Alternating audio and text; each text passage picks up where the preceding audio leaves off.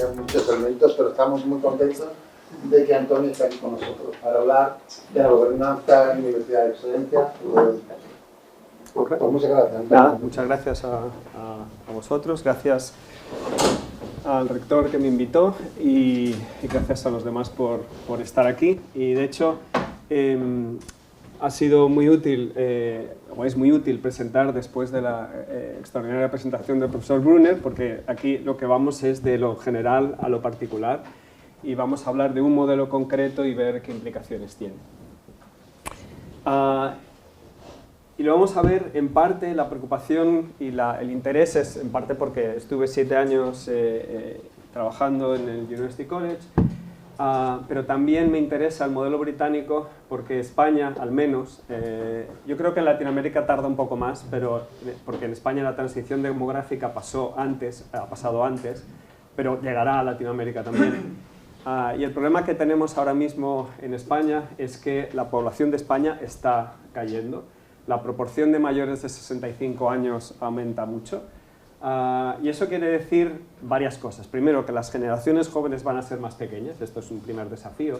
Pero segundo y más importante, el que las generaciones mayores aumenten quiere decir que el gasto en pensiones, el gasto en sanidad, se va a comer todo el presupuesto público muy pronto y más. Y eso quiere decir que los gobiernos españoles van a sentir una presión tremendísima para pagar lo que tienen que pagar. Aparte, cuanto más mayores hay, más votantes hay mayores y por tanto no van a querer tocar o van a querer tocar lo mínimo ahí. Con lo cual, una forma fácil que hacer, y ya está pasando, es reducir los presupuestos de las universidades, no subirlos lo que merecerían, no prestarle la atención que merece. Y entonces, ante ese desafío, una posibilidad es: ¿hay alguna forma de mantener unas universidades buenas, de hecho, literalmente de excelencia, en un contexto de tensión presupuestaria pública? Y esto es la razón por la que quiero hablar de esto. Pero la segunda es porque, a pesar de que este modelo británico ha sido hasta recientemente un modelo de éxito, está un poco en crisis. Y la razón de la crisis tiene que ver en parte con la gobernanza, y quiero señalarlo un poco también. O sea que, aunque es un sistema con muchas luces, tiene algunas sombras que discutir. Así que este es un poco el marco general de la discusión, que procuraré que no se haga demasiado extensa para que nos quede tiempo justamente para discutir, que yo creo que es más importante que lo que diga yo, es lo que van a decir los demás. Entonces, primero, es excelente el modelo británico. Creo que en un contexto donde todos somos universitarios no hace falta defenderlo mucho, pero se miren los rankings que se mire como se mire, hay muchas universidades británicas entre las primeras, y no todas son las obvias. De hecho, en el Reino Unido hasta los años 20 del siglo pasado, en Inglaterra, no Escocia, pero si hablamos de Inglaterra, solamente había 2 universidades nada más.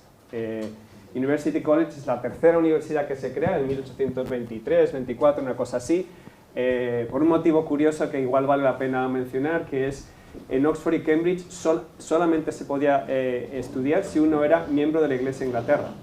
Si uno tenía cualquier otra confesión o era ateo, no había. Y entonces, un grupo de intelectuales, digamos, ingleses, les pareció que eso era un escándalo. En particular, muchos de ellos eran deístas o ateos y tal, dijeron no puede ser, y crean University College, que nace con esa tentación. Entonces, ahí se ve también esa conexión que hablaba el profesor Brunner de las necesidades de la sociedad, no solamente estrictamente académicas, y las universidades. En todo caso, a pesar de que es nuevo, ha conseguido meter muchas universidades entre las primeras del mundo, comparado con cualquier otra de Europa. Obviamente dejo fuera Estados Unidos porque domina todas estas cosas de los rankings, pero a pesar, y por eso lo pongo en texto más bien con el resto de Europa, con Suiza, con Francia, Alemania, que son países, sobre todo Francia y Alemania, más o menos del mismo tamaño, y no han conseguido meter tantas universidades allá arriba. Así que hay algo bueno en el modelo y eso es parte de lo que queremos explorar.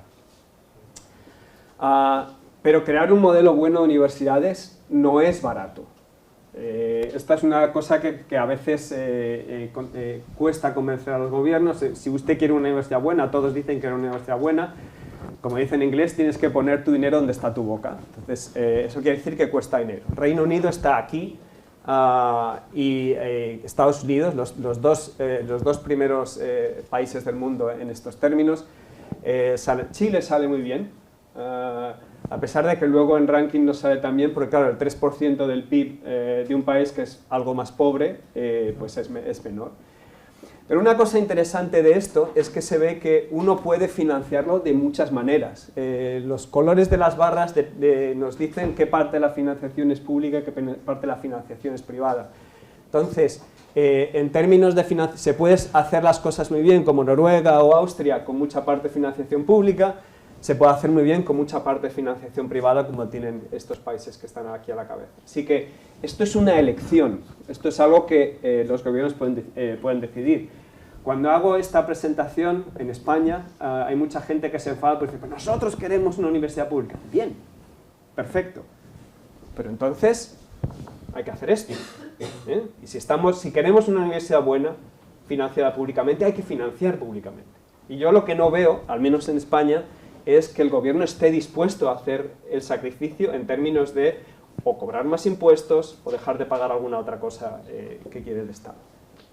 Y por tanto, habría por lo menos conceptualmente que explorar alguna de las otras alternativas, ¿no?, que tienen algunos otros países de aquí. Por cierto, incluido Corea, que también lo hace muy bien en esta dimensión. Bien, entonces, ¿de dónde sale el dinero en el Reino Unido? Pues, de hecho, algo más de la mitad vienen de tasas y financiación directa a la educación. Cuando digo cada vez menos, me refiero a la financiación directa a la educación. Una de las innovaciones de los últimos 30 años en el Reino Unido es que la proporción de financiación, directamente pública es menor. Aquí se ve en gráfico, de hecho incluso empezando en el 2014, vemos el aumento tan grande que ha habido de la financiación. Esto es en libras, en miles de millones de libras, y hemos visto cómo han pasado de ganar del orden de un poco más de 10 millones de libras a ganar más de 20 y tantos millones de libras, que es el lado positivo y el lado negativo. El Reino Unido ha conseguido aumentar mucho la financiación, aparte que viene de los estudiantes, y eso está muy bien para muchas cosas, pero ha generado otros problemas que veremos más tarde. En cambio, otros gastos, como por ejemplo los proyectos de investigación del gobierno, que es una parte de financiación muy importante, ha crecido relativamente poco. Y eso es en parte lo que financia la investigación. Esto que llamamos Funding Body Grants era la parte de financiación pública de la educación. Es lo que en España sería la financiación basal de la educación, el pago por cada estudiante. Esto no se ha movido prácticamente, así que la mayor parte del aumento ha venido de las tasas. Luego hay unas cosas muy residuales como renta de inversión, donaciones. Hay algo de donaciones, pero realmente no es nada muy grande. Y luego hay otras fuentes de renta, que estos son más bien contratos privados que ha crecido algo y que de hecho tienen potencial de crecimiento todavía mayor si nos ponemos en ello. Así que esto es un poco el mapa. Digamos que la parte del león del aumento se debe a las tasas de los estudiantes, y como digo, esto es parte del lado bueno y parte del lado malo. De hecho, quizás sepan que en España y Portugal, en la semana pasada hubo un gran apagón. Entonces, este gran apagón se debe a una cosa relativamente buena, que es que aproximadamente el 60-70% de la energía en algunos momentos viene de fuentes renovables. Esto es algo bueno, pero claro, esto genera inestabilidad en el sistema. Entonces, igual que España ahora va a tener que pensar muy en serio en si queremos seguir por esa vía, que es una vía buena, tenemos que generar resiliencia de otras maneras. Si queremos ir por esta vía, que es una vía buena en muchas dimensiones, uno tiene que generar resiliencia de otras maneras para cuando vengan las fluctuaciones y las tensiones, ¿no? Porque si no, va a pasar como lo que hemos visto, lo que vamos a ver que está pasando en el Reino Unido. Bien,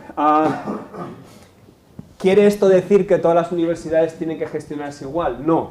De hecho, una cosa que se ve muy bien en el Reino Unido es que hay universidades que se financian de maneras muy distintas. En este lado tenemos las universidades, digamos, si quieren, más prestigiosas: University College, Bath, Loughborough, Lancaster. Todas son creo que todas estas, literalmente, me entra duda Loughborough, pero en general son de lo que llaman el Russell Group. Russell Group es un grupo particularmente distinguido de universidades británicas, y lo azul quiere decir que estas universidades, muchas de ellas, dependen de Other Income. Other Income en algunos casos, como Oxford y Cambridge, es el endowment, pero en otras de ellas es esto que decía, básicamente contratos con empresas. Entonces, estas universidades que son muy potentes en investigación se financian en buena medida por contratos con empresa y con proyectos de investigación. Una particularidad de los proyectos de investigación británicos, que no, desde luego en España no compartimos y no sé en el resto de países, ya hablaremos después, es que puedes pagar parte de los salarios o gran parte de los salarios de los investigadores. Prácticamente, bueno, no diría todos, pero una gran mayoría de los profesores en ciencia de la vida e ingeniería en University College, al menos por lo que yo sabía, se financia sus salarios buena parte del tiempo, o gran parte de sus salarios, buena parte del tiempo, con proyectos de investigación que encadena. Los Research Councils, cuando pides una beca a ellos, como parte de la financiación es el 50% buyout de mi salario, el 70% buyout de mi salario, el 25% buyout de mi salario, y esto, fíjense que es una parte muy importante.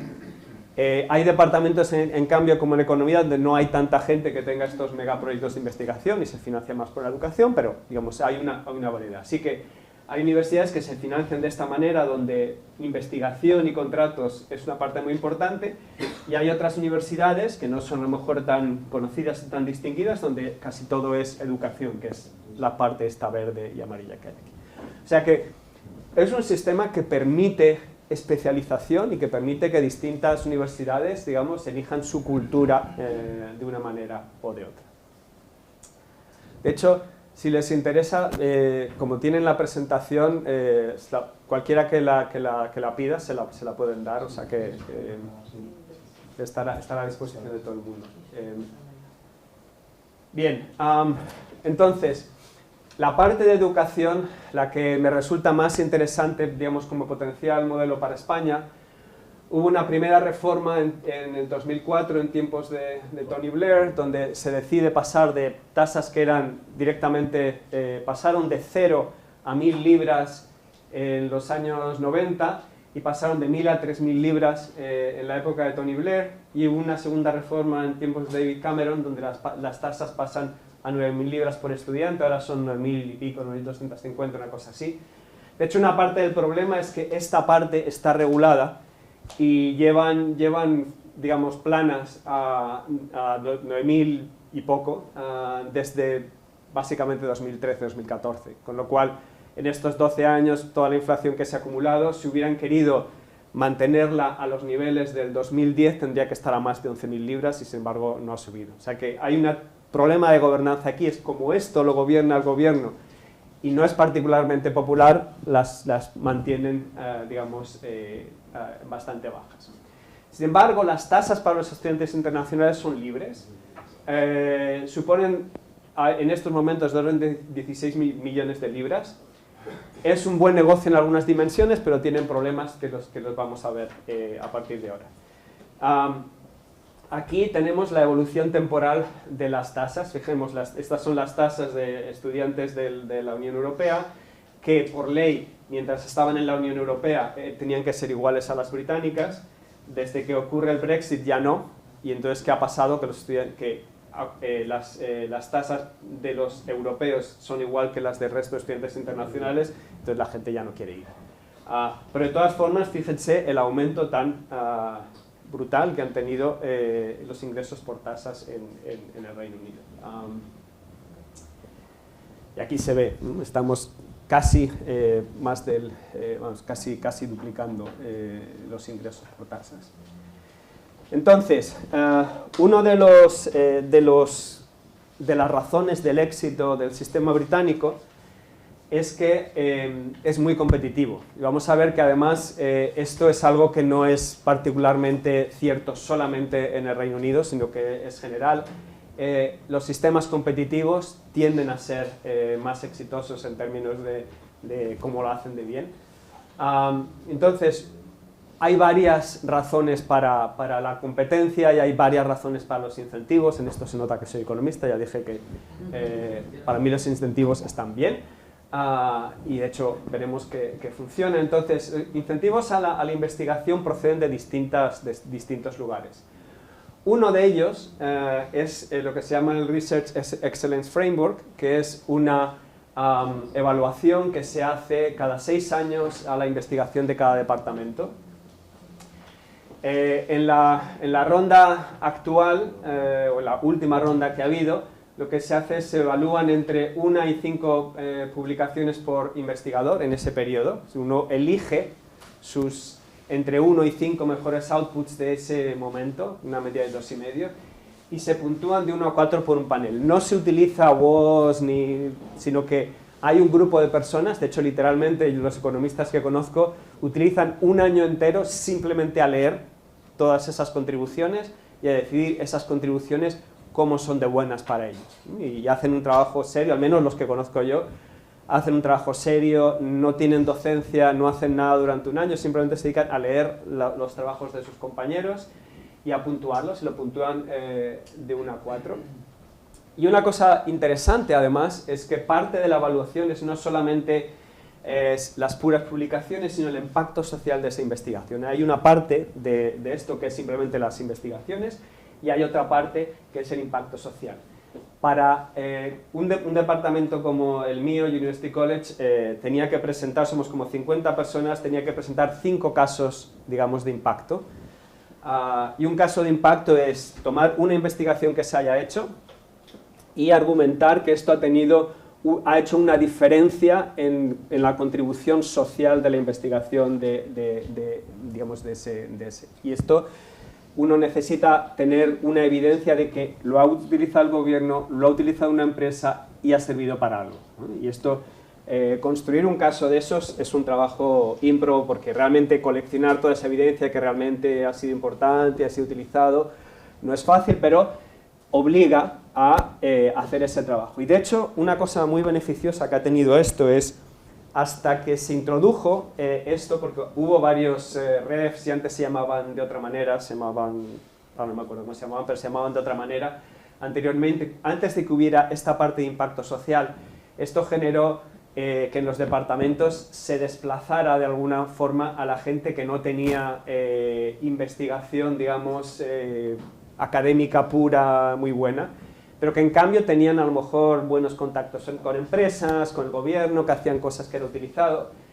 Y el que esto se pusiera en valor quiso decir que ese tipo de gente, que a lo mejor no eran los investigadores, digamos, desde el punto de vista puramente científico más relevantes, sino gente que hacía cosas útiles para la sociedad, de pronto empiezan a recobrar un poco de relevancia y a, digamos, balancear un poco la importancia de la pura investigación, digamos, esta humboldtiana que nos decía el profesor Brunner, con otra gente que era más, digamos, del día al día, ¿no? de estar con las manos en la masa, que decimos en España. Bien, entonces, esto son, por un lado, incentivos económicos directos. UCL Economics, que en el último estaba rankeado como los primeros, recibe del orden de 40.000 libras por investigador como premio, que es una cantidad muy razonable de dinero, pero el cuarto recibe solo 20.000, o sea que son incentivos muy potentes para estar arriba del todo. Entonces la pelea por estar arriba del todo es muy importante. Por otra parte, de incentivos, esta es la primera parte de incentivos de investigación. La segunda parte de incentivos de investigación es los proyectos competitivos, el Social Research Council, Economic and Social Research Council, el European Research Council, pagan el salario de investigador, como decía antes, y de sus ayudantes, postdocs, doctorandos, etc. Un departamento como UCL Economics recibe alrededor de 1/3 de su financiación de proyectos competitivos. Y Economics no es el que más recibe. De hecho, en muchos departamentos de ciencias de salud puede llegar a ser 2/3. Yo creo que el departamento de arqueología, que es el más research-based de social science, arqueología debía recibir del orden del 70 o 80% según el año de su financiación de proyectos competitivos. Con lo cual, también en esto hay variación y también hay... y esto, claro, Una de las razones también para poner esto de incentivos es, en España, cuando un gobierno dice queremos mejorar la gobernanza de las universidades, queremos mejorar cómo se contrata a la gente, la tentación de los administrativistas, que son los que suelen digamos, escribir estas leyes, es vamos a poner muchos requisitos. Las leyes españolas son así de grandes. Los incentivos sustituyen las reglas de una manera muy oportuna. Yo siempre cuento a la gente que para que me contrataran en University College, lo único que tuve que hacer es enviar mi currículum, me hicieron 2 o 3 entrevistas y recibo a vuelta de correo una oferta. No tuve que acreditar mi título, no tuve que presentar mi título compulsado por el Tribunal de la Haya con traducción justificada, no tuve que presentar copias de todos y cada uno de mis artículos con las evaluaciones de no sé qué. En fin, en España acreditarse es un dolor. En el Reino Unido no ponen tantas reglas. ¿Por qué? En algún sentido porque no hacen falta. Si un departamento contrata a un tonto, va a perder todo esto.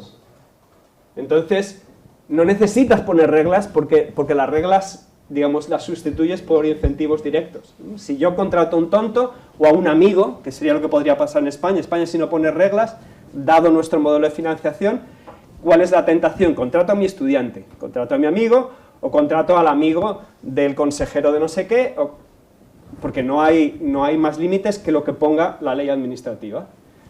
Pero aquí sería un error. El rector no estaría dispuesto a contratar a un tonto porque lo primero que te preguntan es ¿y esta persona que está usted contratando es capaz de traerme estos proyectos de investigación? ¿Mejora mis posiciones en el ranking? En términos de su publicación es suficientemente buena como para que hagan esto.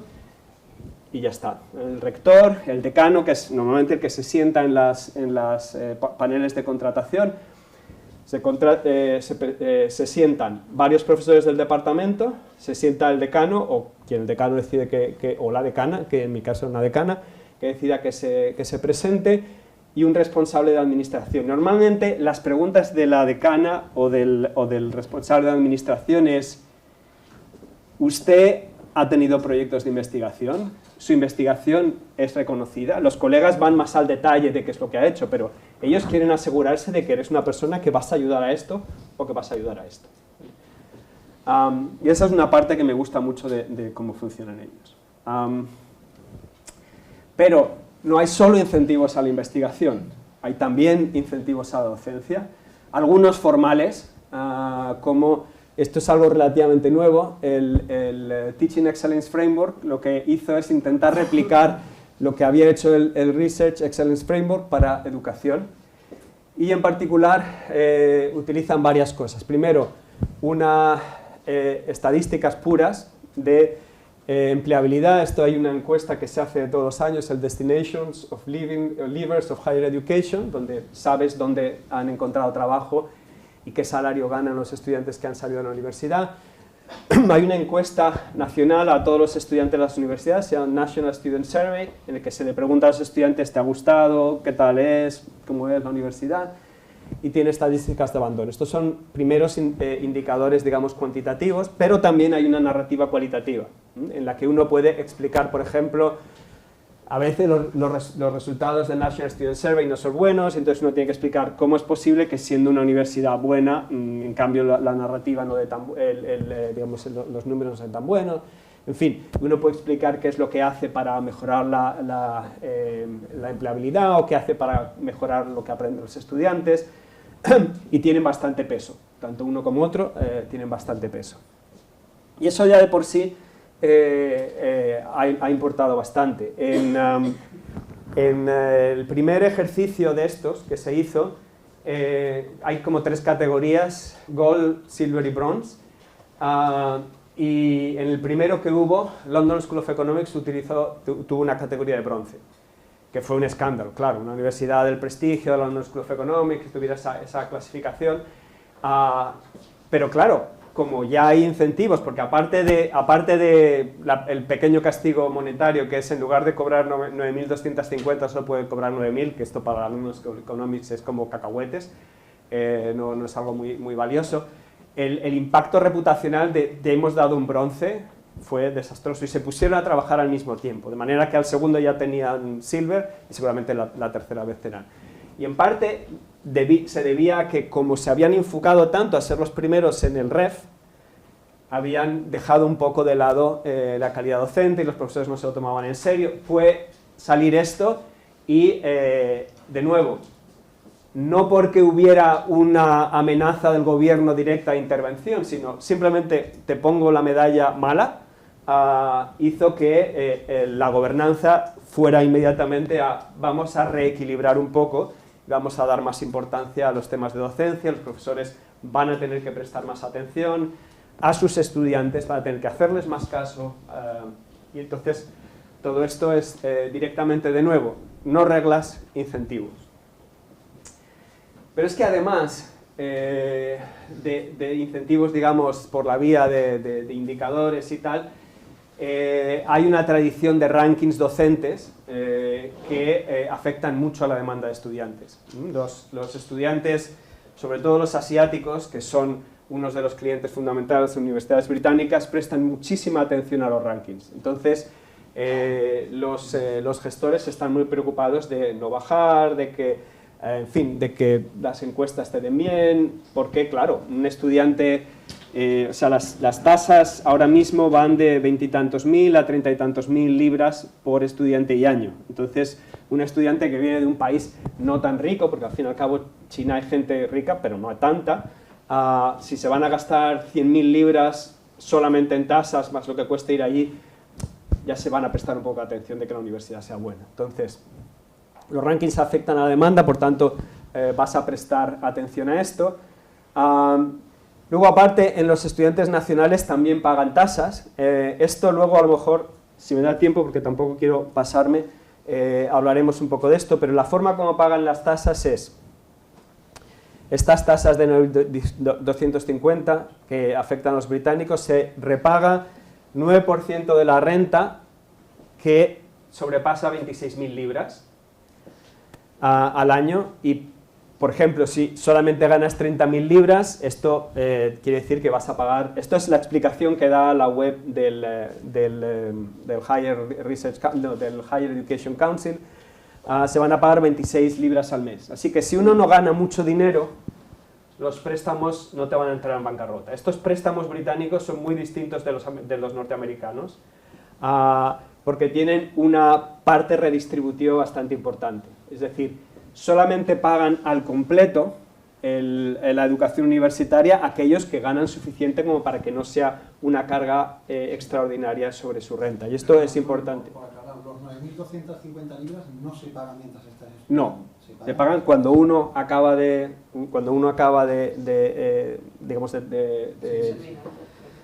ser egresado y está ganando suficiente dinero.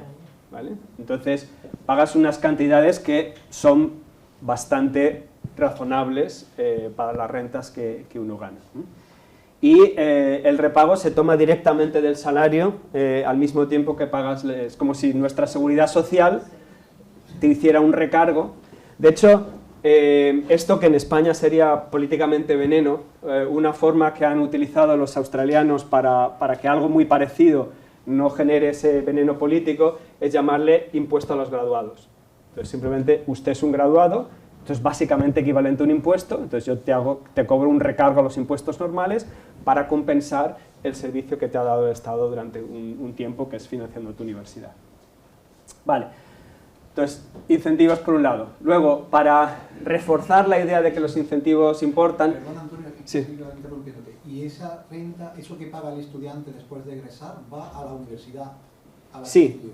va a la universidad a la que está. Bueno, sí, no. Lo que va a la universidad son las tasas.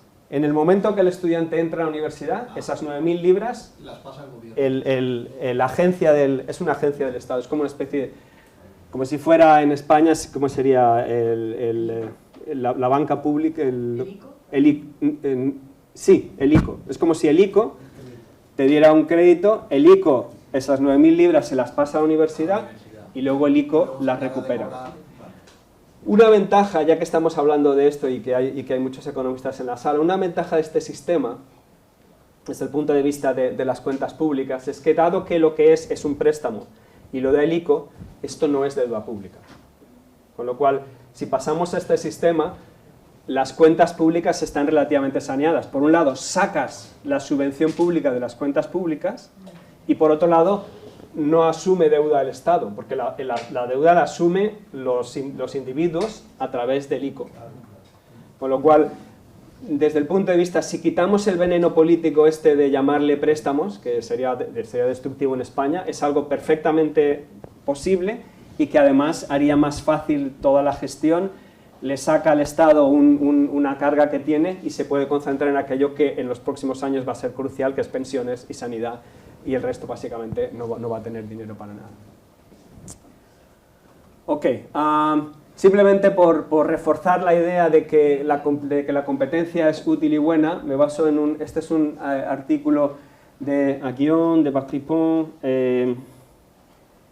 Mascolell y Hawksby, o Hawksby-Mascolell, perdón, donde intentan verificar empíricamente que efectivamente tener competencia hace los sistemas más buenos. Entonces lo que hace es, coge todas las universidades que hay en estos rankings, yo creo que lo hacen con el ranking de Shanghái, con el ARWU, y entonces a cada universidad le da los puntos de su posición en el ranking invertido. O sea, si hay 500 universidades en el ranking, la universidad número 1 tiene 500 puntos, la universidad número 2 499, and so on. Y entonces suman los puntos de las universidades que tiene cada país y se divide por la población, para hacer una cosa equivalente entre países. Y entonces, y esto lo puedes hacer para las 500, como digo, puedes hacerlas para las 200, las 50, y puedes correr las regresiones como te dé la gana. Normalizan en 100 a Estados Unidos, entonces aquí se ve que si uno toma las top 50, básicamente Estados Unidos es la que gana, y detrás está Suiza y poco más. En términos de, bueno, el Reino Unido, Estados Unidos, Suiza y el Reino Unido son los países más distinguidos si tomas solo las 50 primeras. Curiosamente, si tomas las universidades entre las 100 primeras, el país que sale más alto, y de hecho 100, 200 o 500, el país que sale más alto en términos de puntos es Suiza. Y bueno, en fin, esto tiene su gracia porque te da una pinta de esto. Y luego, también dividen entre estados, porque no todos los estados de Estados Unidos son iguales. Hay estados como Massachusetts, que claramente está muy arriba del todo, pero California, donde hay un mix mucho más equilibrado entre universidades públicas y privadas, está también muy arriba. Así que no tiene que ser todo universidades privadas para que la cosa vaya bien, uno puede hacerlo muy, muy bien con muchas universidades públicas. Vale, entonces esto es simplemente para ver qué tan bien lo hacen los sistemas desde un punto de vista cuantitativo. Luego, para señalar qué importancia tienen esto, la competencia y la autonomía, genera un índice de competencia y autonomía. ¿Y cómo lo hace? Pues genera una serie de preguntas y miran a ver si la respuesta es sí o no, y con esto crean un índice de competencia y autonomía. Entonces, por ejemplo, ¿puede la universidad establecer su propio plan de estudios? En España no, porque uno tiene que pasar a través de la ANECA, que es un sin Dios. El otro día hablábamos de que a lo mejor pasan 7 años desde que uno decide quiero hacer un grado en no sé qué hasta que puedes hacerlo realmente. Cuando yo estaba en University College, era director de departamento, queríamos ampliar un poco el número de estudiantes, dijimos, ¿por qué no creamos un grado en algo? Dijimos, bueno, se me ocurrieron varias ideas de grados, me fui al departamento de marketing de la universidad, le dije, ¿estos grados qué te parecen? Y me dijeron, pues vamos a estudiar el mercado, estudian las posibilidades que hay y tal. Dice, nos encantan tus grados. Dice, al revés que otros departamentos donde vienen y me parecen unos grados loquísimos que no tienen mercado y que seguro que no van a funcionar, todos los que me has propuesto tienen sentido, así que en cuanto quieras adelante. Al final no lo hicimos porque no estamos seguros de que quisiéramos ampliar, pero por lo menos el filtro que tenemos es el departamento de marketing de la universidad. Aquí es la ANECA y es un lío, y en fin, o sea que, bueno, esto sería un primer indicador, pero igual que esto es, ¿puede la universidad seleccionar a sus propios alumnos o hay asignación centralizada? ¿En qué medida la universidad puede seleccionar a sus propios profesores sin tener que pasar por un concurso, por una acreditación, por una cosa externa? ¿Cuánto interviene el Estado en la fijación de salarios? ¿Todos los profesores con la misma antigüedad de categoría tienen el mismo salario? ¿Sí o no? En fin, todas esas son preguntas de sí o no. ¿De aprobar el gobierno el presupuesto de la universidad? ¿Qué parte del presupuesto proviene de fondos del gobierno? ¿Qué parte del presupuesto viene de becas, de investigación?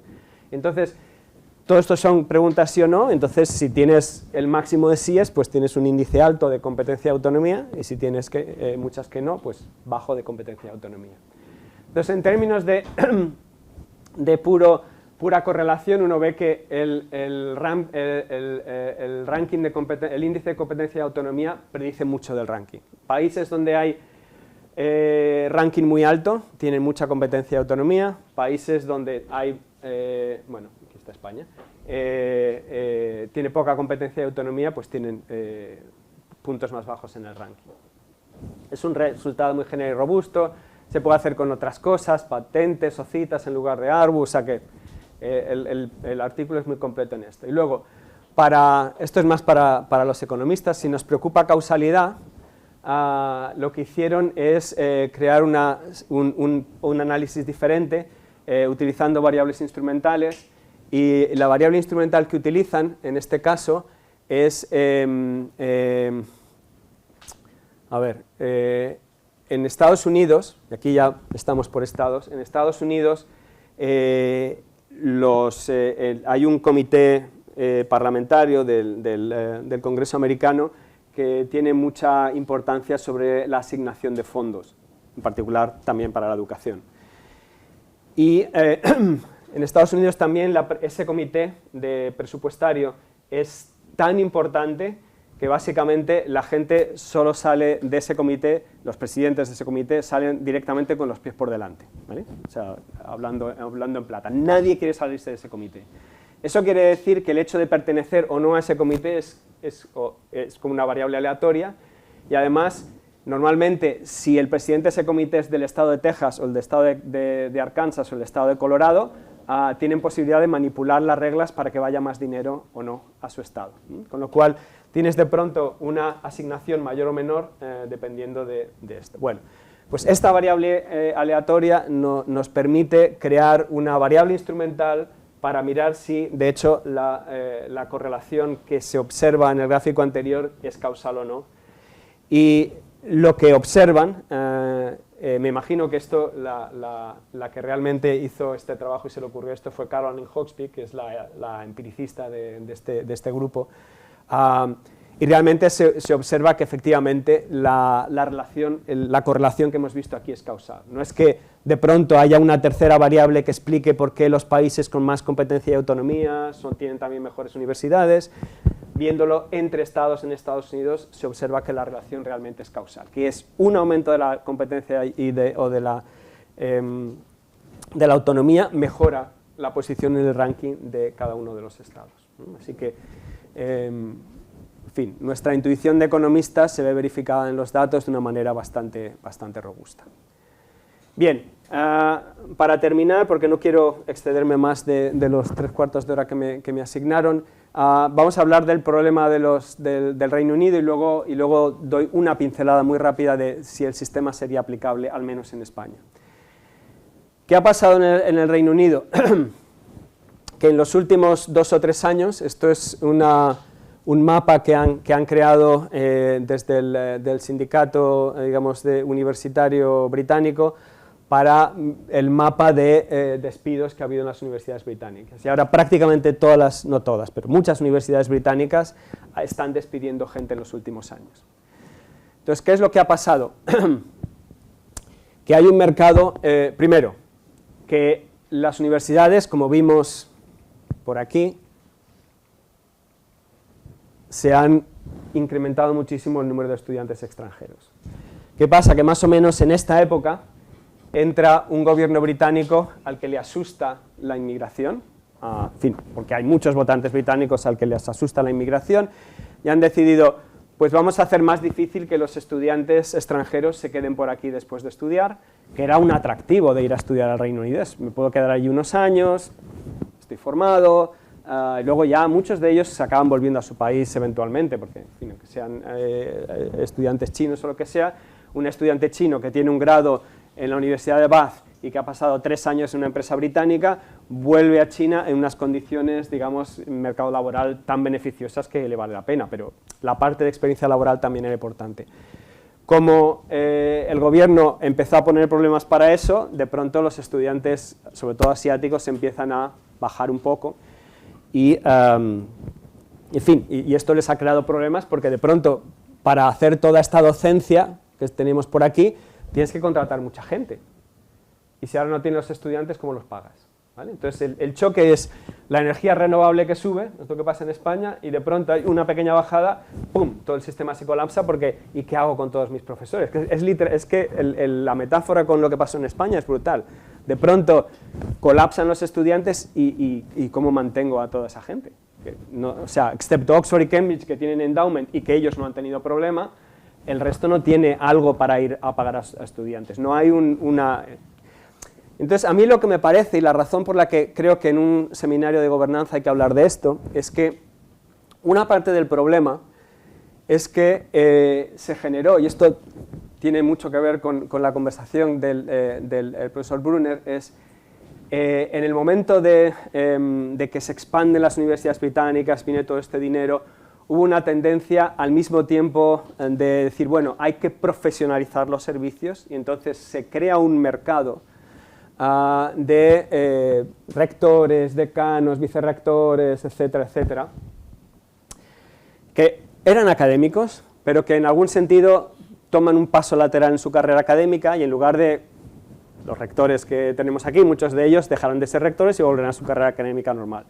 Estos rectores básicamente abandonan la carrera académica y dicen, voy a pasar a la carrera gerencial dentro de la universidad. Y en esos mercados uno tiene que venderse a sí mismo y tiene que ir de un lado para otro diciendo, bueno, yo he sido, ¿no? De hecho yo participé como director de departamento, pues te llamaban en los paneles donde hay que contratar al nuevo decano o al nuevo rector, entonces los directores, a veces un rector al azar estaba colocado allí, entonces me tocó en varios paneles de estos. Entonces las entrevistas eran muy interesantes porque dice, yo quiero venir aquí a UCL, he sido ahora vicerrector o decano en Essex, pero quiero moverme a UCL porque lógicamente es una mejora en mi carrera profesional. Entonces, para convencerme de que realmente me tenéis que contratar, un argumento fundamental de muchos de ellos es, mientras estuve en la Universidad de Essex, aumenté el presupuesto en un 20%, en un 30%, porque creé un grado de no sé qué, un grado de no sé cuánto, se amplió el grado de no sé qué, y yo preguntaba, ¿y cómo ampliasteis? No, vinieron no sé cuántos estudiantes de India, de China, de no sé qué. A mí todo eso, francamente, me creaba una desazón bastante importante, porque, claro, yo era consciente de que ahora, hay muchos estudiantes que quieren venir de China a UCL. Y dentro de 3 años, y dentro de 5 años, ¿realmente es sostenible esto? Y hacía esa pregunta y no sabían muy bien qué contestar. Entonces, cuando no sabía muy bien qué contestar, yo básicamente me oponía a la contratación de esa persona, pero alguna vez, digamos, mi voto no contó suficiente y fueron contratados. Pero esto que estaba pasando en UCL, y que en UCL no es tan grave, porque si en UCL dejan de venir 1000 estudiantes chinos, uno baja un poco el nivel y pueden venir 1000 estudiantes británicos. Pero si uno está abajo del todo de la escala y dejan de venir 1000 estudiantes chinos, no hay 1000 estudiantes británicos que quieran venir a las universidades más bajas del Reino Unido. Te quedas sin gente. Y entonces, ¿qué tienes que hacer? Lo único que puedes hacer es despedir. Entonces, me imagino que estarán aprendiendo, pero el sistema entra en crisis, ayudado, como digo, por gobiernos subsidiados con inmigración, pero ayudados también por un sistema de gobernanza en el cual no se pensó suficiente en largo plazo en crear resiliencia, en crear sistemas que permitieran responder cuando, por ejemplo, cae la demanda de uno de los lados, ¿vale? Ok, entonces estas es como son las sombras y por eso quería dejarlo aquí. Lo último, antes de pasar a la discusión, que creo que realmente es lo más importante, déjenme que les diga, se puede hacer en el sistema británico en España la parte estrecha de los préstamos garantizados por el ICO, por ejemplo, y tal. Entonces lo que hicimos con unos colegas, hicimos el estudio ya hace 5 o 6 años, se publicó en una revista que se llama Economic Policy, pero hemos repetido el estudio este año con nuevos datos más recientes, Lo que hacemos es básicamente tomar la muestra continua de vidas laborales y creamos un escenario de simulación donde simulamos qué pasaría con los estudiantes españoles si en lugar de que les pagáramos digamos, las tasas directamente a partir del gobierno, pasáramos a un sistema como el británico, donde, vamos a ver, el escenario base donde imaginemos que a los estudiantes se les cobran unas tasas del orden de 5.000, un poco más de 5.000 euros anuales, pero miramos también qué pasa si van a 6.000 o 7.000, que es cercano al coste actual para el gobierno de los estudiantes. Imaginemos que esos préstamos se les da un tipo de interés cero, que es el escenario base en el Reino Unido, que la tasa del reembolso es de un 10% por encima de una exención de unos 15.000 euros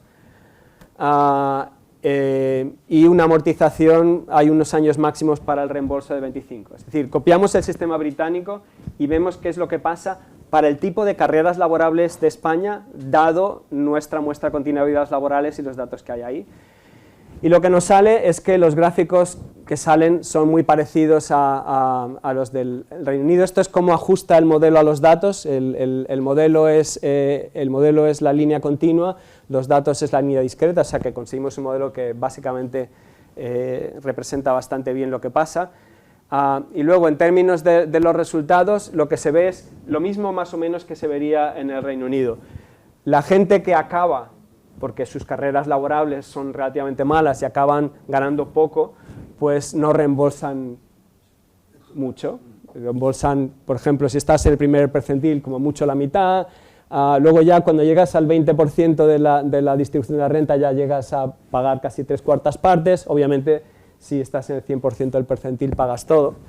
En fin, básicamente, y luego miramos distintos escenarios con subiendo la deuda más, bajando la deuda más, y vemos que básicamente, a no ser que uno les preste muchísimo, tipo 40.000 euros, que no creo que sería lo más habitual, con el tipo de escenarios que tenemos, supondría un alivio muy considerable para las cuentas del Estado y sería perfectamente viable incluso en el contexto español. Sí, hay todo tipo de simulaciones aquí, no voy a extender porque esto es muy largo, pero la conclusión de esto es, ¿podríamos replicar el sistema británico? Mi conclusión es que sí, tanto en términos de financiación como de resultados, pero hace falta dinero, hace falta competencia y autonomía, y el dinero puede venir, si uno quiere, de subvención pública, lo dudo, o de más aportación de los estudiantes.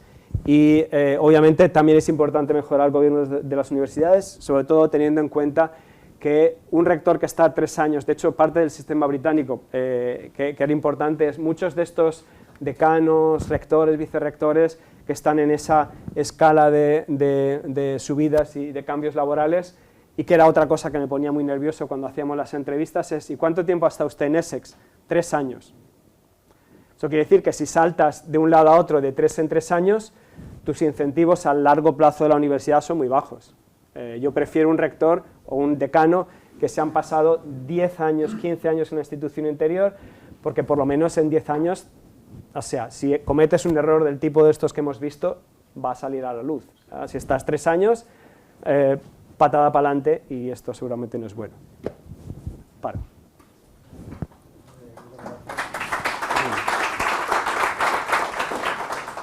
Ahora tenemos sesión libre. ¿Preguntas? Carlos. Bueno, en primer lugar, muchas gracias por la presentación. Yo voy a dar una opinión de ser economista.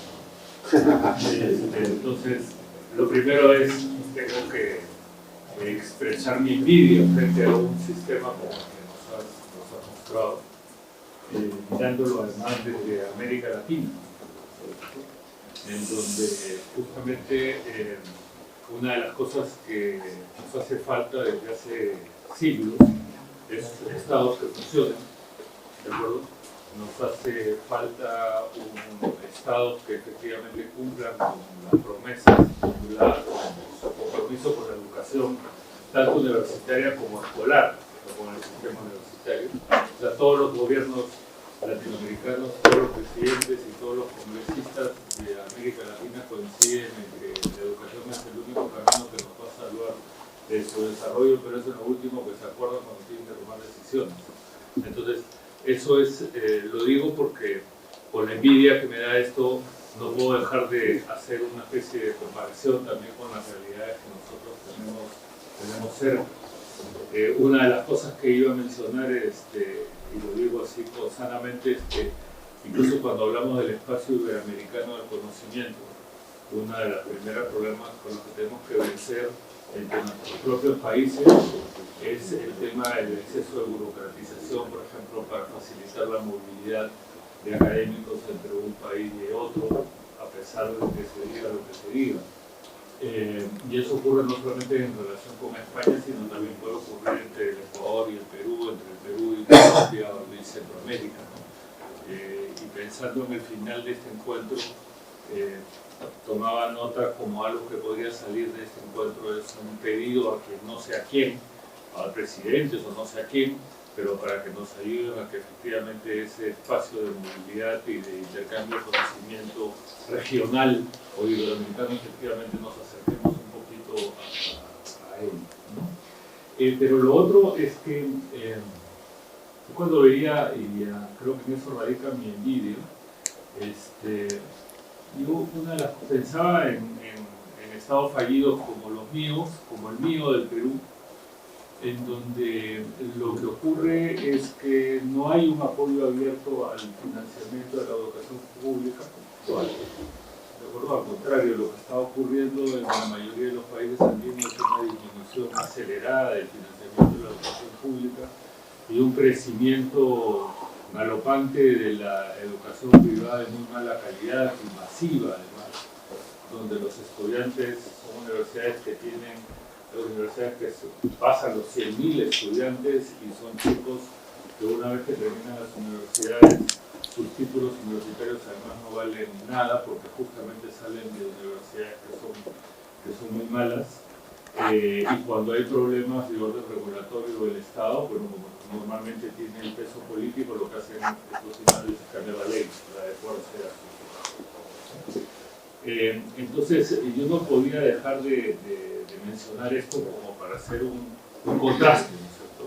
O sea, para ver, digamos, cómo puede convivir en el mundo el modelo británico con otros modelos también de desarrollo universitario, en donde estamos ubicados en condiciones totalmente distintas. Y de esas condiciones, evidentemente, hay que aprender las cosas positivas, pero no podemos, en mi caso, no puedo dejar de ver todo lo lejos que estamos, la distancia que nos separa, ¿de acuerdo? Y todo lo que falta, y todo lo que necesitamos ayudarnos entre nosotros mismos para poder encaminar el desarrollo de un mundo universitario de calidad y que colabore con la equidad y con el desarrollo de nuestras sociedades, ¿no? Lo digo porque a mí me llamó la atención que la que aparezca Chile en el primer cuadro, pero evidentemente eso se explica por lo que tú mencionaste. Pero no había ningún otro país iberoamericano, ni uno solo, ¿de acuerdo? Ni uno solo. Entonces, también habría que preguntarnos por qué, porque incluso Brasil o México tienen una inversión en educación muy por encima de la mayoría de los países andinos y tampoco están en ese cuadro. Entonces, lo digo para enfatizar las brechas, ¿no? En eso, que creo que es parte también de esta reflexión que debemos tener en estos temas. Pues voy a decir un par de cosas. De hecho, me parece que igual que he motivado mi discusión diciendo que el sistema británico, la parte estrecha de financiación vía estos préstamos garantizados o si quieren impuesto a los graduados, puede ser útil en España justamente porque vamos a tener problemas presupuestarios grandes. Me parece, a fortiori, que sería una razón para países latinoamericanos donde uno De hecho, el hecho de que haya un sector privado pujante y en crecimiento en América Latina, probablemente quiere decir que hay una demanda ahí. ¿Cuál es el obstáculo para que eso crezca más? Que no hay suficiente gente de alta renta como para que esto vaya a generar suficientes ingresos. Entonces, ¿cuál es el trabajo que puede hacer el gobierno? El trabajo que puede hacer el gobierno es, sin, como decía, aumentar el presupuesto público, porque esto se puede hacer a través de banca pública, puede conseguir que esa parte de demanda que puede venir de sectores de clase media o clase media baja, que a lo mejor no tienen recursos para pagar una universidad privada, puedan pagar en universidades públicas o en universidades privadas el acceso a esa universidad en condiciones de igualdad respecto a alguien que viene de clase alta. O sea que tiene esa ventaja de potencialmente aumentar la oferta, digamos, de titulaciones universitarias, de manera que mejore la financiación tanto de las públicas como si se considera las privadas. Incluso uno podría, digamos, mantener la financiación por préstamos puramente para las universidades públicas, si eso es lo que se desea. O sea que eso es una cuestión a decidir por el sistema político de la manera que se quiera, pero en todo caso permite, sin que el Estado comprometa recursos inmediatos, sino que simplemente dice, mira, yo estoy convencido de que todos estos egresados que salen de la Universidad de Chile, que a lo mejor no irían si no, la Universidad de Chile se puede aumentar porque es una universidad extraordinariamente buena, al menos de las que conozco de América Latina son muy buenas, pero estoy seguro que en todos los demás países hay universidades estupendas y que pueden aumentar su capacidad, pero no lo hacen porque el presupuesto público no llega. Pero si el presupuesto se multiplica por la vía de que hay más estudiantes que pueden entrar, ¿por qué no? Y esto aumentaría la capacidad del sistema sin comprometer los presupuestos actuales, que entiendo que es el momento crucial que viven las economías. No podemos dedicar todo a universidad, sino que tengo que dedicarlo a salud, a educación infantil, a educación primaria. La terciaria es algo que se puede pagar ella sola, porque estos egresados que van a buenos sitios van a poder generar esos recursos. Pero eso sí requiere un último ajuste respecto al sistema británico. El sistema británico lo que no tiene, esto va a la mención que se hizo a universidades privadas potencialmente malas o incluso públicas cuyas titulaciones no valen nada. Un problema que tiene el sistema británico es que los defaults, la gente que no paga, va directamente todo a la banca pública y por tanto indirectamente al presupuesto público. Eso puede ser un problema porque digamos que lo que en España llamaríamos un chiringuito, una muy mala universidad de lo que sea, pública, privada, que genera consigue dinero de préstamos, no se responsabiliza de que estos estudiantes después lo vayan a repagar. Entonces yo creo que un sistema ajustado para unas instituciones, desde luego en España lo sugeriría, requeriría que las universidades sean al menos parcialmente responsables de los defaults, que los estudiantes que no pueden pagar, la universidad sea responsable. ¿Por qué? Porque eso permitiría que las universidades tuvieran cuidado, primero, a la hora de crear titulaciones para que sus estudiantes realmente pudieran colocarse en el mercado laboral y generar suficientes ingresos como para repagar suficiente el préstamo y no le viniera a ellos parte del default, y eso solucionaría una parte del problema, que de hecho en el Reino Unido se lo están planteando muy en serio, porque aunque el default no es muy grande, algo hay.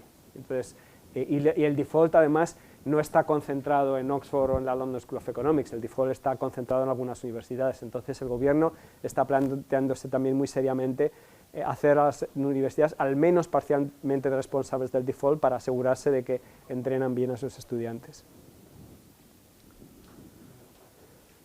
Sí. Bueno, muchas gracias en primer lugar por su presentación. Yo quería simplemente hacer una reflexión en voz alta, ¿no? del sistema británico, ¿no? Y también un poco yo creo que en el planteamiento base lo que deberíamos cuestionarnos es qué tipo de universidad es la que queremos, ¿no? Es decir, eso está claro, ¿no?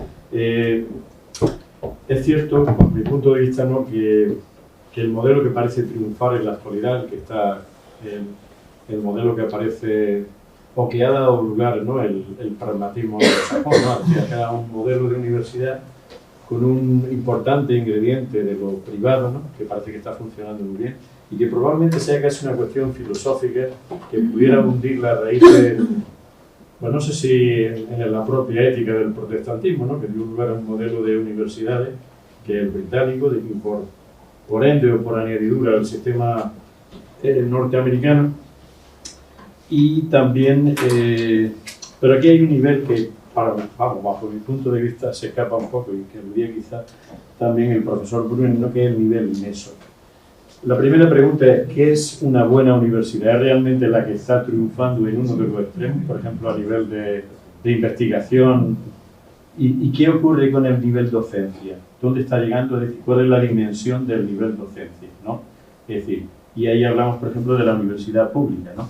Es decir, solamente estamos tabulando las universidades por la incidencia o el alcance de lo privado o de dónde redunda lo privado y por eso lo hace competitivo. ¿Y qué ocurre con, digamos, la incidencia a nivel social, ¿no?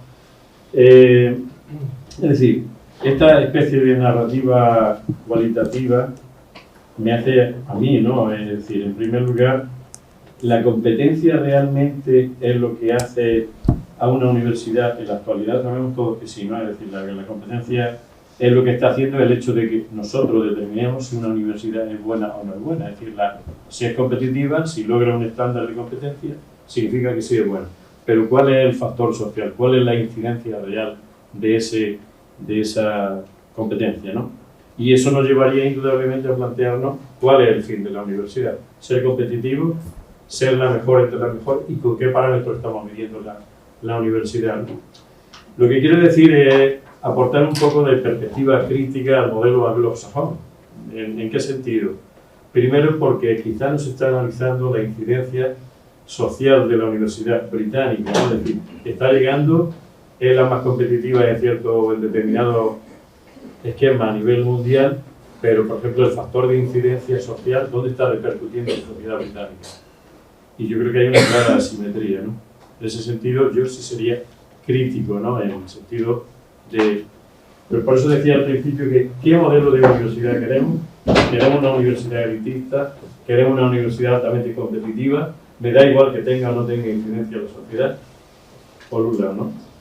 Y por último, yo creo que esto nos recuerda también a dos conceptos básicos, ¿no? Es decir, está claro que el modelo que parece que está triunfando es el modelo anglosajón, un modelo altamente competitivo, donde se priman las universidades con un rango de autonomía importante, y frente a ese tendríamos un clásico sistema, por ejemplo, universitario tipo europeo o francés, o incluso alemán, aunque tienen un grado de autonomía, pero que, bueno, parece que hay una especie de estado protector detrás avalando que la universidad, cosa que hasta cierto grado, hasta donde yo sé por lo menos, y tampoco soy un gran conocedor del sistema británico, pero bueno, algo sí conozco. Entonces yo creo, en primer lugar, habría que plantearnos de qué tipo de universidad conceptualmente estamos hablando, y en segundo, no es que sea para nada un modelo fallido, pero para uno de los puntos críticos de lo que adolece el sistema británico es la incidencia social. Entonces quería preguntarte si lo ves así, si realmente eso es un punto flaco de la Universidad Británica, porque está claro que a nivel de negocio, a nivel de economía liberal, es un modelo triunfante, pero ¿y qué pasa con la sociedad? ¿Qué incidencia tiene, por ejemplo, a nivel de docencia en la propia sociedad británica? Muy bien, pues incidencia social. Como decía, el REF, una de las partes que tiene es una parte de impacto social. Y yo, la verdad, francamente, no solamente en mi universidad, sino en todas las universidades de economía que conozco, el impacto social que tienen las universidades británicas es como 100 veces más que el español.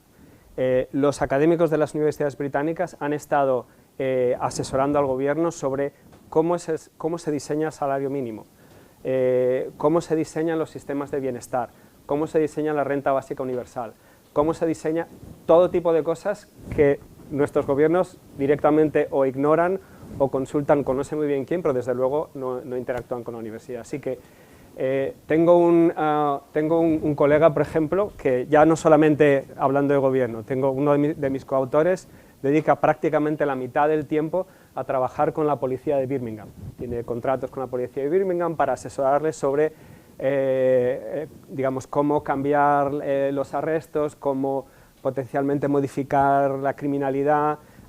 O sea, no sé, en todas las dimensiones que conozco, mis colegas británicos, al menos los de economía, pero estoy seguro que sociología es muy parecido, ciencia política desde luego también, porque tenía mucho contacto con los de ciencia política, están continuamente en contacto con la sociedad y su investigación no es que no esté disociada de la universidad, es que su investigación está perfectamente imbricada en el entorno social. Mucho más, pero a muchas ligas, al menos que los departamentos de economía españoles, y luego si hablamos de otras disciplinas, tenía también bastantes colegas en ciencias de computación que de nuevo hacían montones de encargos, lo mismo para entidades públicas que privadas, estaban continuamente colaborando. Una buena parte de esos incentivos venían de que justamente los sistemas públicos británicos disponen de cantidades de dinero importantes para financiar investigación. Eso quiere decir que lo mismo que la policía de Birmingham, la ciudad de Leeds puede contratar con cantidades importantes de dinero de la universidad para decir, oye, necesito rediseñar los espacios públicos de Leeds. Y se van al departamento de sociología, al departamento de arquitectura y al departamento de economía, y entre ellos forman un equipo interdisciplinario para cambiar las cosas. O sea que tener un sector de investigación potente hace una interacción con la sociedad que desde luego estalla. Entonces, la competencia lo que hace es genera universidades muy buenas que después pueden retornar mucho más a la sociedad que si no fueran universidades buenas. Entonces, la obsesión por la excelencia que permea esto no es solamente por una obsesión abstracta por la excelencia para que colabore con el mercado, sino porque universidades excelentes son directamente universidades que aportan más en todas las dimensiones sociales, tanto de las empresas como del sector público y a todos los niveles, el Estado, comunidades autónomas, que allí son 3, o sea que tampoco es tanto, counties, ciudades, incluso dentro de las ciudades el Servicio Nacional de Salud británico, por ejemplo, tiene contratos continuos con economistas conductuales para mejorar, por ejemplo, cosas tan tontas como cuánto se sobre-recetan antibióticos o no, para diseñar formas que los pacientes acudan a las citas médicas en lugar de no acudir. O sea que, no sé, yo realmente me quedaba maravillado de justamente lo contrario, de la integración que hay entre las universidades y la sociedad en el Reino Unido, desde luego mucho más grande que en España. Y me daba en algún punto pena, porque aquí no es que no haya profesionales que puedan hacer eso, tenemos montones de gentes que están dispuestos a hacer eso si se les deja. Pero el problema es que no se les deja o no interesa, no sé.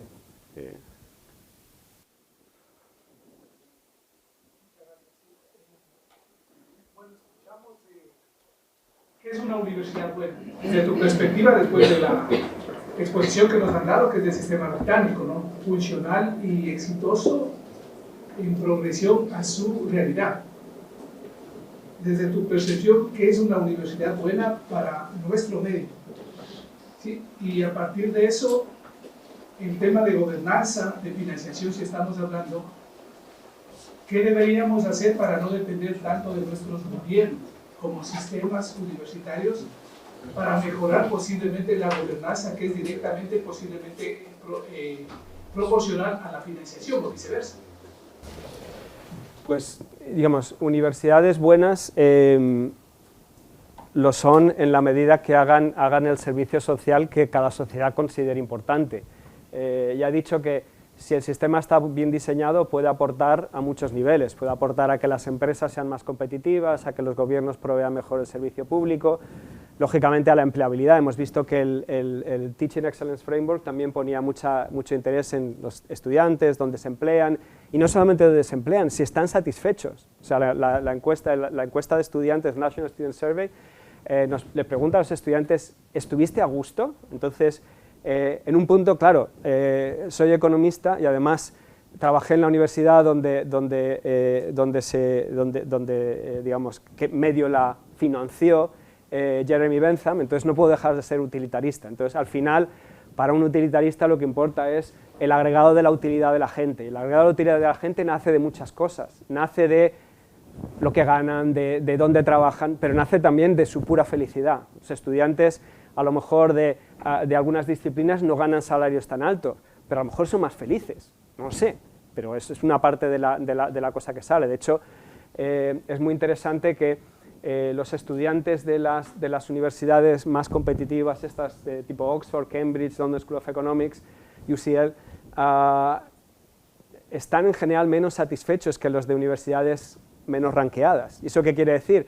Que en el TEF, universidades menos ranqueadas salen muy arriba. Como economista, por tanto como utilitarista, me parece fenomenal. Si un estudiante de Universidad de Heriot-Watt está muy feliz con su título, aunque a lo mejor su trabajo no le dé tanto dinero, ¿quién soy yo para juzgar? Él decide que está bien, esto es lo que queremos financiar, y entonces los estudiantes futuros también saben que los estudiantes de Heriot-Watt son más felices, a lo mejor quieren ir a Heriot-Watt. O sea que esa sería mi perspectiva.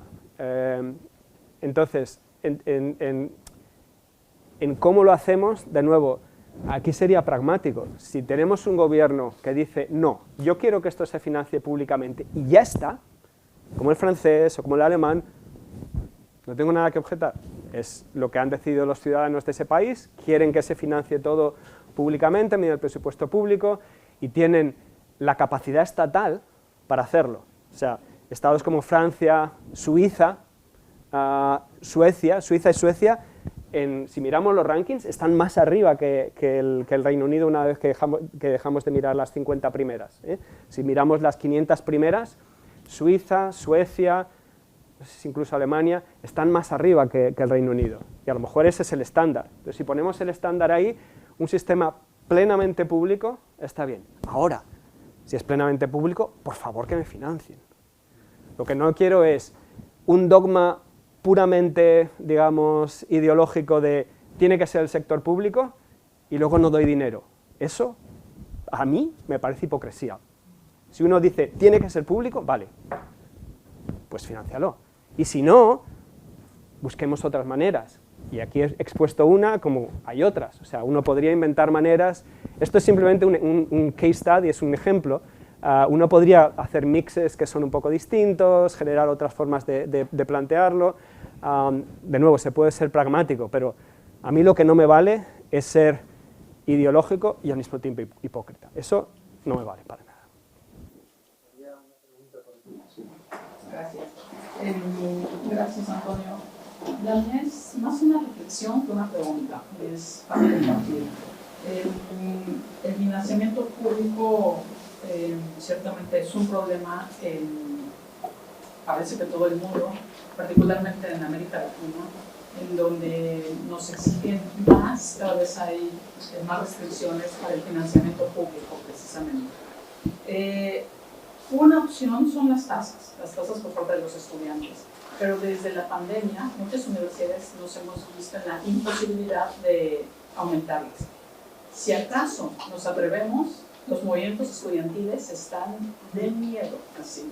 Entonces tenemos más de 5 años con las mismas tasas y que la compensación en los aumentos del presupuesto público es por debajo de la inflación. Es decir, tenemos un poco más nominalmente, pero realmente nos alcanza para menos, teniendo más necesidades. También lo uno con la cultura filantrópica, que no existe en muchos de nuestros países. Tenemos muchas egresadas y egresados también que podrían donar perfectamente bien un poco del dinero, pero los mecanismos no nos permiten. Quiero hablar también de la rigidez de las instituciones. Entonces, eso es fundamental como para poder tener un poco más de libertades, para poder tener, bien lo dijiste, un mix, ¿no? Un mix que nos permitiera movernos, no crecer radicalmente, 2 grados a la izquierda o a la derecha, como para poder tener un poco más de posibilidades. Y lo quiero tener, una reflexión que comparto es así como se premia en el Reino Unido la parte de la docencia, me parece que hemos tenido, yo también creo en los incentivos, pero tenemos muy malos incentivos en América. Pongo el caso de México, que es el que conozco.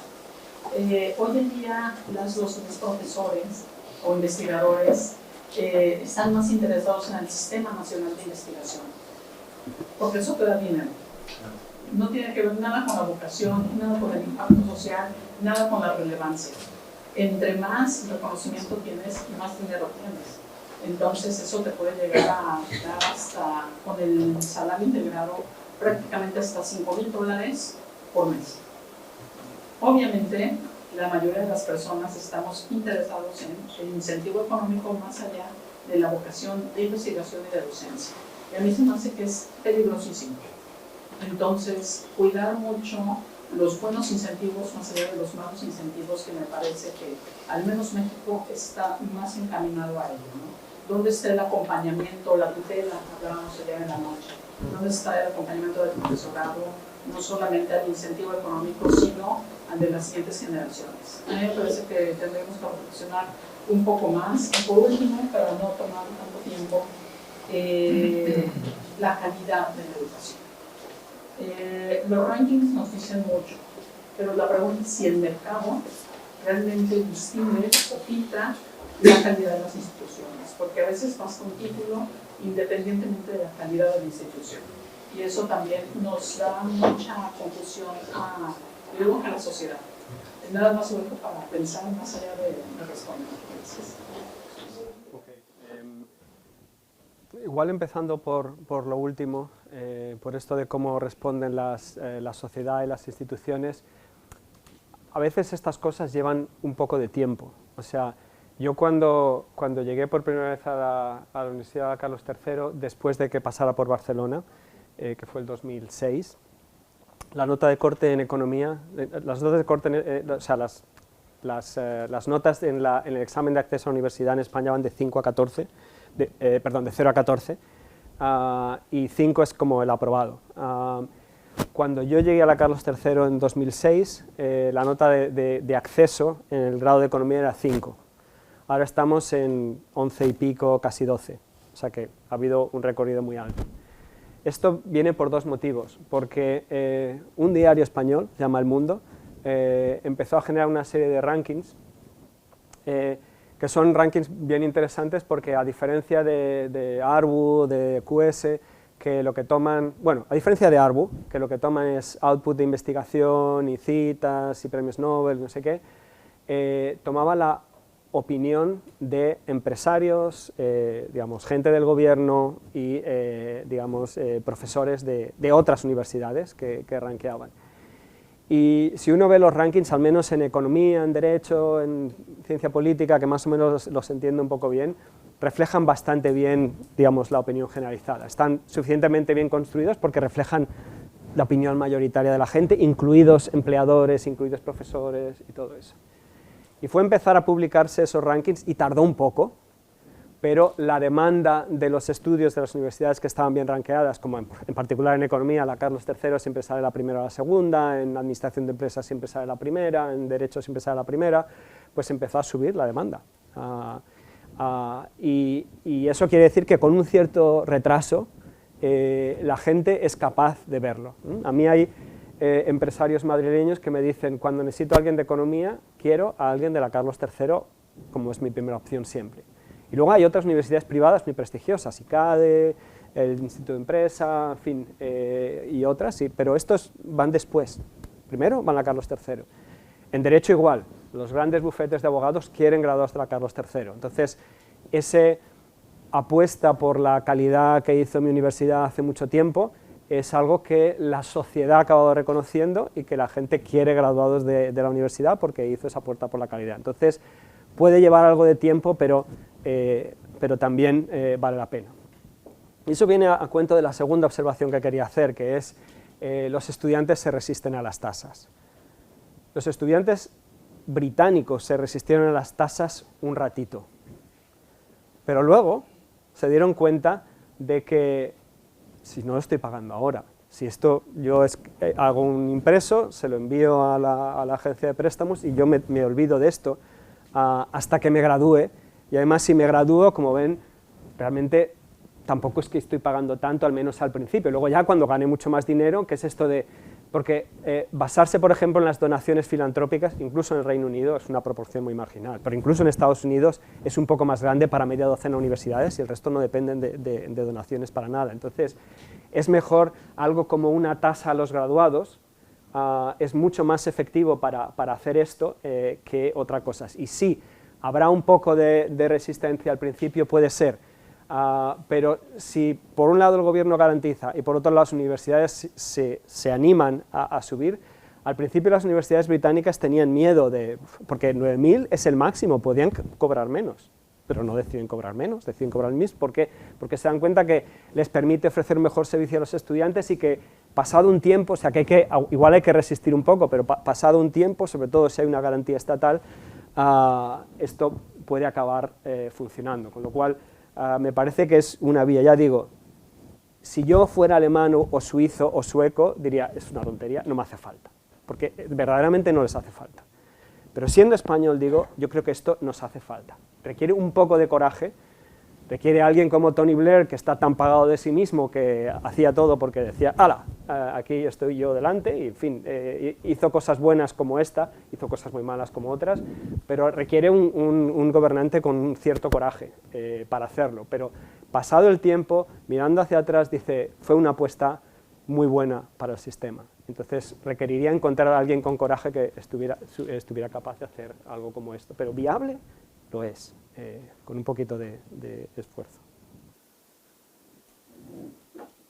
Sí, buenas tardes, muchas gracias por la presentación. Me llama mucho la atención el tema de que un gobierno dispuesto a financiar la educación, pero en los hechos no sucede, es lo que nos pasa en México. Recientemente, en los últimos 7 años, se habló de una reforma educativa que hablaba de la nueva escuela mexicana, que eso implicaba la educación gratuita desde preescolar hasta nivel superior. Es decir, el financiamiento público iba a ser permanente, pero desafortunadamente nada más se pagan sueldos y salarios. No, se deja de lado todo lo que conlleva el proceso educativo, y me refiero al equipamiento, me refiero al desarrollo de tecnología, a toda esa parte. Y muchas de nuestras instituciones están limitadas a la obtención de recursos externos. ¿Por qué? Porque la forma en cómo el gobierno maneja ese recurso, bueno, te puede pasar 7 meses desde que tú das un servicio hasta que puedes disponer de ese recurso. Entonces, el financiamiento se vuelve una situación muy compleja en México para esta situación. Y si a eso le sumamos que en esta bandera de la gratuidad de la educación, en el caso de mi institución, el Politécnico Nacional, ya no se habla de pago de cuotas, se habla de donativos. Y los jóvenes te pueden dar desde 1 centavo hasta la cantidad que quieras, pero no todos dan. ¿Por qué? Porque se habla de procesos de corrupción, etcétera, etcétera, etcétera. Eso viene mucho en detrimento de cómo financiar todos estos procesos y cómo te queda rezagado al no tener equipo que realmente te permita seguir adelante. Entonces, es una situación bastante compleja. Yo me quedé maravillado con este sistema, este modelo británico. Así debería de ser, que realmente se le está apostando a la educación como una estrategia para salir adelante en el futuro, pero desafortunadamente entre el discurso oficial y lo que realmente aterriza hay una brecha importante.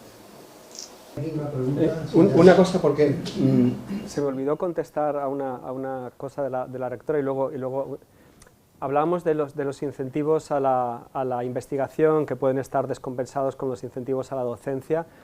No puedo estar más de acuerdo.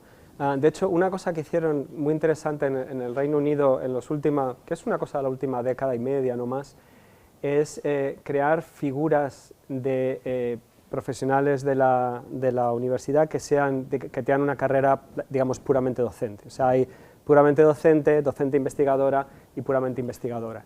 Al menos en economía, las figuras puramente docentes supusieron un revulsivo total. Primero porque había un grupo de gente, todos cuyos incentivos procedían de que también hacían la docencia, que también hacían la innovación docente, que también generaban nuevos programas, en fin, fue realmente una maravilla. Y la virtud de esto es que, aparte de eso, una parte de los incentivos de esta gente era reconducir a los que a lo mejor éramos docentes investigadores para cómo hacer estas cosas, porque un bloqueo que teníamos muchos de nosotros, nos gustaría dar mejor docencia, pero primero no sabemos cómo, no tenemos tiempo para preparar, porque estamos pendientes del incentivo de los $5.000, estos de los que habla y tal, pero si tienes a alguien a tu lado que te acompaña, muchos de nosotros tenemos también una vocación docente. Es muy raro el investigador que no tiene una, pero si te ayudan un poco es mucho más fácil. En mi departamento empezamos con 2 y en la época que yo era director de departamento ampliamos a 5 personas. 5 personas sobre 50 no es tantísimo, pero revolucionaron. Nuestras posiciones en la encuesta nacional de estudiantes subieron, hubo más satisfacción no solamente de los estudiantes con los docentes, sino de los docentes con su docencia, porque a todos nos gusta hacer nuestro trabajo bien, y si te ayudan un poco es mucho más fácil. Entonces, una herramienta extra que se puede añadir al arsenal es dar incentivos, a lo mejor focalizados, igual que los incentivos investigadores tampoco llegan a todo el mundo. En mi departamento los fuertes incentivos investigadores llegaban a media docena de personas nada más, el resto. Entonces, si compensas los que tienen mucho incentivo y quieren llegar ahí con los que tienen incentivo en otro lado y pueden llegar ahí, a lo mejor esto ayuda a balancear. Ok, y en respuesta a esta intervención, aparte de que da mucha pena el que los gobiernos tengan un discurso pero no lo combinen con la realidad, igual una forma de hacer esto es, una de las razones por las que mi rector ha montado este observatorio de nuevas tendencias de la universidad, es porque estamos preocupados de que los votantes nuestros no entienden qué es lo que pasa y queremos, por un lado, averiguar cómo se sienten sobre la universidad para ver qué es lo que pasa, porque una parte del problema es que los votantes no entienden, no saben qué es lo que está pasando. O sea, aquí en esta sala todos somos conscientes de que los financiadores públicos, al menos en España, en Iberia, digamos, y en América Latina, no están haciendo su trabajo dando a las universidades lo que realmente merecen, dado el impacto social que realmente pueden tener. Pero a lo mejor una parte de esto es que no saben, o sea, la gente de la calle no sabe cuál es el problema, no saben cómo es nuestra vida, no saben qué es lo que hacemos. A lo mejor una parte de la solución es, en lugar de intentar convencer a un político para que sea valiente y haga estas cosas de Tony Blair que requieren un ego descomunal y una overconfidence masiva que luego te crea problemas en otro lado, a lo mejor lo que hay es que convencer a la ciudadanía, convencer a los votantes de que vale la pena invertir en universidad, por una vía o por otra. Si quieren por la vía puramente pública, ningún problema, pero hay que convencerles de que el gobierno tiene que poner su boca donde está su corazón. Y esto sería mucho más fácil si los propios votantes le influyen al policy maker, sería otra cosa. Y esto es parte de lo que podemos hacer. La universidad tiene herramientas, tiene mucha gente que puede comunicar, muchos de nosotros tenemos acceso a los medios, podemos ir a los medios y explicar cuál es nuestra situación. Yo intento hacerlo siempre que puedo, pero digamos, aquí el rector también lo hace a veces, es comunicar a la sociedad cuál es la importancia de la universidad y que realmente si quieren una universidad buena hay que financiarla bien. Y esto en parte podemos hacerlo nosotros, no tenemos que esperar que mágicamente nos venga de arriba, sino convencer a los votantes y ya se ocuparán los votantes de que el político haga su trabajo. Minutos y una pregunta. Sí. Bueno, más que una pregunta también es una reflexión, ¿no? Como se ha hecho antes.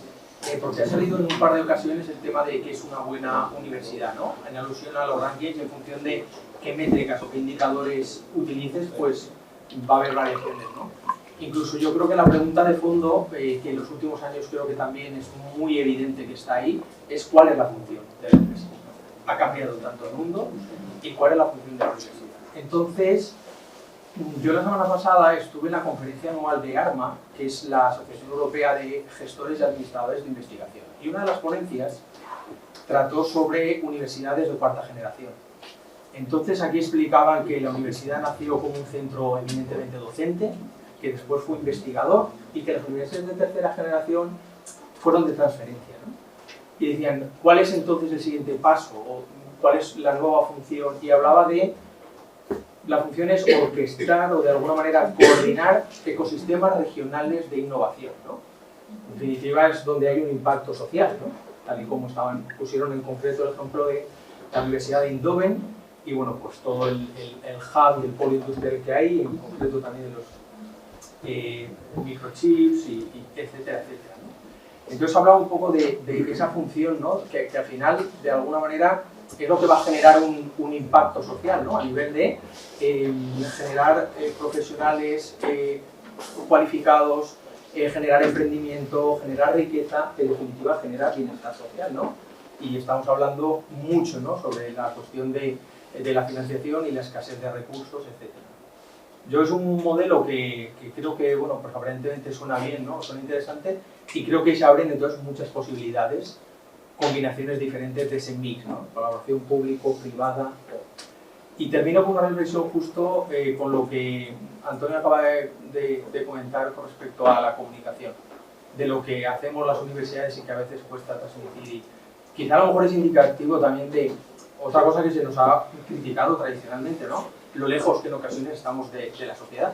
Es decir, si estuviéramos más cerca de la sociedad, colaboráramos más con esas pymes, con estos empresarios, con estas instituciones, estos gobiernos, estas diputaciones, como se ha hablado, porque quizá a lo mejor tampoco tendríamos tanta necesidad de explicar tanto, porque es que seríamos parte y todo el mundo, el que más el que menos, diría, sí, yo me estoy formando, ¿no? Formación continua, gracias a esta universidad me estoy reciclando, yo estoy colaborando para ver si me resuelven este problema medioambiental, creo que a lo mejor sería de alguna manera, ¿no? la manera de generar más ese impacto. Y ya termino, la parte un poco que a mí me atañe más, como vicerrector de investigación y transferencia, en los últimos años hay un gran movimiento, COARA, Ciencia Ciudadana, etcétera, etcétera, que va precisamente por ahí. Va por medir ese impacto social y va por hacer participar a la ciudadanía en su conjunto, desde ciudadanos más individuales, asociaciones de todo tipo, instituciones, en la gobernanza de la universidad, en la investigación de la universidad, etcétera. Yo quisiera hacer una reflexión final. El año pasado yo di una conferencia hablando del estado demográfico, el capital demográfico que había entre Europa y el capital demográfico que hay con el espacio iberoamericano. Si uno piensa en la pirámide demográfica, pues hay un máximo, aquí están hombres, aquí están mujeres, hay un máximo, y para que tengan una idea, el máximo demográfico de Europa en relación con el máximo demográfico de Iberoamérica son 20 años. Es decir, Iberoamérica es 20 años más joven que Europa. Es decir, el capital demográfico que tiene es importantísimo comparado con Europa. Europa es vieja y Iberoamérica es joven. Con lo que eso de alguna forma es un toque de atención para la educación superior. Es decir, si no somos conscientes de que ese capital demográfico está bien internado, porque en Europa se empezó a pensar en la inmigración, el tratar de alguna forma de paliar ese máximo con la inmigración. Ahora se está echando marcha atrás, porque la inmigración es una inmigración que parece ser que no es la que conviene. Entonces, la llamada de atención es 20 años todavía de juventud que tiene Iberoamérica con Europa, es importante aprovecharlos ahora, porque si no realmente el problema va a ser importante. Y obviamente tenemos que pensar también en los sistemas a mí me parece que una institución de crédito específicamente para los alumnos, para que la paguen cuando puedan, me parece que es una de las soluciones posibles. Y recalco lo que decía Antonio, no juguemos a la hipocresía de decir que la universidad tiene que ser pública, con una financiación pública, y después decir que no hay. Ahondando, precisamente yo estaba reflexionando sobre unas notas que tenía aquí. Cuando Antonio ha puesto las sombras del modelo británico, ha hablado del problema demográfico, de que los extranjeros están empezando a dejar de ir. Entonces yo pensaba en el sistema español donde hemos pasado de 50 universidades públicas y 20 y tantas o 30 universidades privadas a posiblemente el año que viene ya más universidades privadas que universidades públicas. ¿Quiere eso decir, y quería oír tu opinión, que nos tenemos que empezar a preocupar, o hay maneras de encontrar una solución? ¿El crecimiento simplemente va a venir por los de fuera, por los latinoamericanos o vamos a empezar a repartir la tarta entre todos y empezaremos a tener problemas de alumnado en las públicas por la mayor competencia de las privadas? ¿Cómo ves tú esto y cómo podría ayudar? Porque, por otra parte, oyendo, y los estudiantes nacionales están dispuestos a pagar. O sea, yo no le veo tanto problema, porque a la vista está, van a las privadas. Y en Madrid, pues estaba yo aquí haciendo la cuenta, y tenéis 6 públicas, ¿verdad? 6 públicas y 14 privadas. Y 14 privadas, y bueno, y hay ya seguramente más alumnos estudiando en la privada, o quizás no porque la competencia es muy grande, sí. Pero llegará un momento a lo mejor en que estaréis balanceados. O sea, que hay gente del resto de España que va a Madrid a estudiar y paga sus 10.000, sus 12.000 o sus 15.000 euros de matrícula. ¿Cómo ves tú esto? Y si ves que el problema demográfico puede ser un problema para las universidades públicas. Sí, o sea, yo en esto lo que veo es, de nuevo, una posición pragmática. Hay una posibilidad de mix distinto que además puede depender de los sitios. En primer lugar, América Latina es joven y pueden querer ir a estudiar a España, pero es que África es joven, está al lado y pueden querer ir a estudiar a España. No veo ningún motivo, excepto racismo, para no querer que vengan de otros lados a España. Entonces, ahora África es relativamente pobre, pero esto es cuestión de 10 años para que se genere una masa de gente que puede querer ir a estudiar. Entonces, ahí podemos ver las fórmulas. Habría que tener cuidado de exactamente cómo se financia, quién lo paga, podríamos incluso, en fin, eso por un lado. Pero es verdad, no tiene por qué ser todo gente de fuera. Una frontera que no estamos contemplando suficientemente en un mundo que no para de cambiar es que la gente tiene que cambiar sus habilidades. Yo me puedo imaginar perfectamente que haya profesionales de 40 años a los que ahora mismo les dé pereza aprender a trabajar con inteligencia artificial, pero es que no les va a quedar más remedio si no quieren quedarse sin trabajo con 50 años. Con lo cual, ahora es el momento de que todas las universidades de manera masiva digan, mira, programas de recalificación, credenciales, microcredenciales, macrocredenciales, megacredenciales, o que te dé la gana, pero este es el momento de empezar ahora a ofrecer formas nuevas de formación, que tiene una virtud adicional que tiene, es que puede ser, incluso para los propios docentes, a los que entiendo que les pueda dar pereza, pero puede ser hasta muy gratificante. Yo, una de las experiencias más buenas que tuve en el Reino Unido es justamente estos profesionales que son puramente docentes, se les ocurrió, ¿por qué no nos presentamos a la renovación? Había una renovación de un contrato que tenía el Foreign Office, el Ministerio de Asuntos Exteriores británicos, para sus funcionarios recibieran formación en economía, que lo habían hecho tradicionalmente la London School of Economics, sin plantearse mucho cómo lo hacían, en plan muy tradicional. Entonces, esta gente que realmente está pensando esto todo el día, dijo, lo que tenemos que hacer es generar un programa distinto, mejor y además más moderno. Hicimos híbrido, porque claro, el Ministerio de Asuntos Exteriores, la mayor parte de su gente están en lugares distintos, entonces lo vamos a hacer híbrido, tiene una parte online, estoy hablando del año 2017-18, antes de COVID y todo esto. Yo aprendí a dar clases online con esta gente, me enseñaron, no se puede hacer igual, tienen que ser píldoras más cortas, hay que hacerlo de esta manera, tiene que ser una parte, digamos, puramente con vídeos, otra parte, digamos, interactiva, pero también, digamos, a distancia, y otra parte presencial, donde además nos vamos a desplazar, por ejemplo, a la Embajada de China, o sea, la Embajada de Reino Unido en China, la Embajada de Reino Unido en Nueva Delhi, a la Embajada, o sea, 3 o 4 sitios para que los diplomáticos de la zona fueran allí a las partes presenciales. Y de verdad que estos, a mí no me tocó viajar, de hecho me iba a tocar viajar el 2020 a Beijing, pero pasó lo que pasó, entonces no pude viajar a Beijing, pero las sesiones que hacía tanto, digamos, a distancia como las presenciales en el Foreign Office con los profesionales, una de mis mejores experiencias docentes en la vida, porque esos estudiantes, al revés que un chaval de 18 años que a lo mejor ha ido a la universidad un poco por deriva, porque tenía que hacerlo y tal, esos querían estudiar economía, querían aprender economía, estaban súper motivados y además tenían una riqueza de experiencias vitales que te permitían que aquellas cosas que yo les contaba de teoría de juegos, que eran un poco más, en fin, teórico, experimental, pero lo enriquecían muchísimo, y entre ellos enseñaban también mucho, porque claro, si les haces, vale, ahora vamos a hacer un case study sobre qué es lo que pasaría en la negociación del Brexit entre el Reino Unido y